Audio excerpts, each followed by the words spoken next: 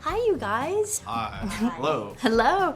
First of all, congratulations on the film. I absolutely loved it and I had no idea what to expect. So the film is full of surprises. When it begins, it really feels like it's gonna be a really fun comedy, which of course it is.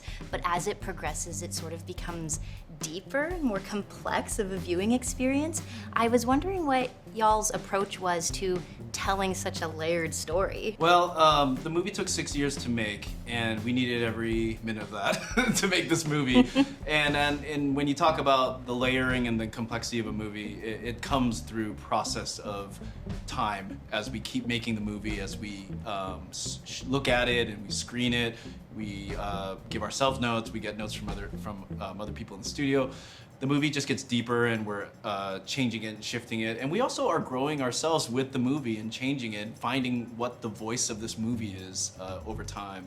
So I would say that was a process to get to where we needed to go. But for me, a starting off point was always the comedy. I knew that comedy had to be a very huge part of this movie, and it was kind of the thing that I had spent, all this time on TV, working on a comedy, and I knew I could infuse that into the movie, and so that guided a lot of my process. And from there, we would just layer in all the different parts on top of that. Awesome. Yeah, for sure. We always knew it was funny. People always told us that they enjoyed what they were watching from the humor perspective, but then we would get notes about, but do I really care about Mabel? Is Mabel somebody I like? What about Jerry? Is Jerry ever going to change? And King George, what's up with him? Those are the kinds of things people will pose, when they come out of the screening, and it really helps us to dig in and figure out what's most important and how to go deeper. Grandma Tanaka, that scene at the beginning with young Mabel wasn't there the whole time. It was something that we ended up adding in order to give Mabel more depth and to give us a little more emotional grounding in who she is.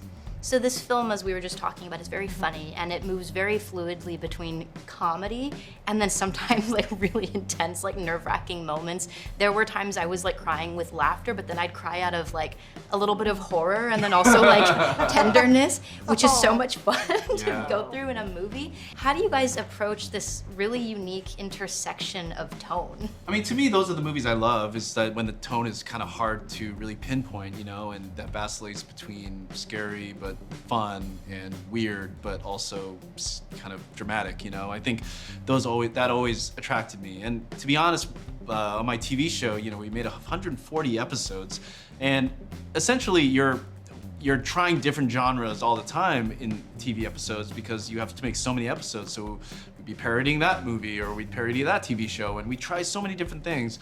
And so by the end of that, I think I had a taste for so many different genres, and I think I just used all those skill sets and wanted to see them put together. And to me, that is one way to just make something really feel fresh and original, is you just mix and match tones.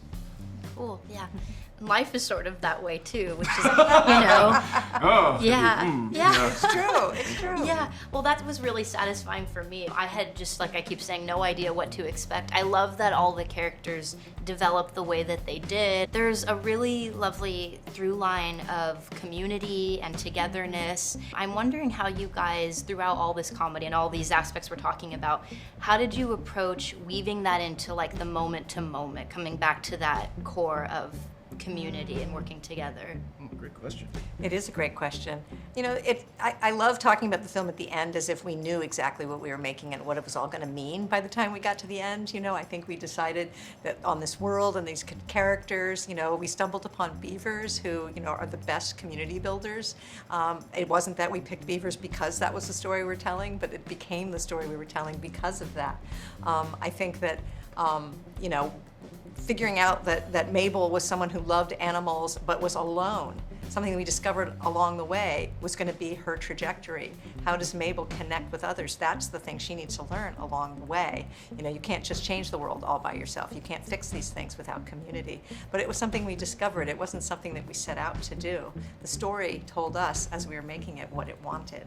That's cool. That's like really special, I think. And it's like super relatable. Like she's going through all this frustration and trying to fix everything. But then it turns out there's a lot going on inside too. And she gets to explore that with the beavers and, and the rest of the animals that we meet. I don't feel like this film can totally fit into a box at all, or even like it is a comedy, but it feels like it's its own genre in a way. It's so unique. Thank you. Yeah, and bold and ambitious, and especially coming from Pixar, like it's something really fresh. What were some challenges that you faced along this journey? Were there challenges that you were able to embrace, or were there ever moments that you were like, oh, this might be like really hard and we have to maybe shift gears? To be honest, the biggest challenge turned out to be the main character, Mabel. I think she was, I think in conception, we wanted her to be this chaotic, we don't know what she's gonna do next kind of character, and I really think that's why the movie feels that way, like you just don't know where it's going, and that's a good thing, But I think that's one way that the story kind of progresses, but at the same time, you also need to ground the audience in a way that they care about this chaotic character, and that she has context, and that we understand why she's acting this way. So we kind of had a long journey trying to understand who she is, how to make her a real character that people would believe in, root for, and just be on her side.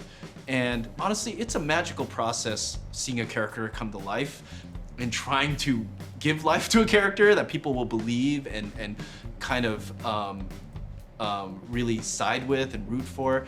But I think a lot of work went into the writing, into the sort of shaping of, and her voice obviously was a big part of it. So when Piper Curda came in, that gave us a lot of context for how she could sound and how she could navigate tricky scenes so that it still felt like lovable. What do you think? Yeah, no, agreed. Sorry, Mike, I was listening to you so intently. Sorry. Mabel was the hardest character for us to figure out because what I was thinking about was a little goes a long way. This is what I was thinking, and then I was thinking about all the little scenes we had to add. Adding her returning to pet the dog as she's skateboarding, her scene with Grandma when she's taking care of Grandma and pushing her hair back. How it took us a long time to add all those little scenes, so it added up to someone who was rootable. Because we, at one point, started the film with her on the dam yelling at Jerry, and folks just did not like that girl who was so angry. And we thought it was funny. We had set it up as a comedic scene, but people were like, I don't know, she's yelling too much. So we had to go back and set her up with Grandma as a little girl, and having all these moments up through their life together, and even showing her, caring for animals as she's going to save the day at the dam. Then she gets there, and you go, I understand why she's yelling at Jerry.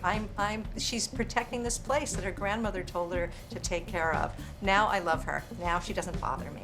Yeah, I've definitely felt that shift, and it happened like under my nose. I don't know how else to say it, because I was kind of like, wow, she's really fierce, and she is strong, but she's predictable in the way that she's gonna go for it. Sure, whatever yeah. she's doing, Yes. But as it develops, it's like, oh, and you start to see all these aspects of it, and that nuance was done really beautifully. So if you guys had like something that you wanted to leave with audiences, like one thing that you hope young people might take away from this film? Yeah, for me, we wanted to make a really funny film, and so when I think about the experience of people going to watch this in the theater, and we've been lucky enough to get to experience it with some audiences already, and you can just see the joy you feel in the room when people are having a good time and are on the ride.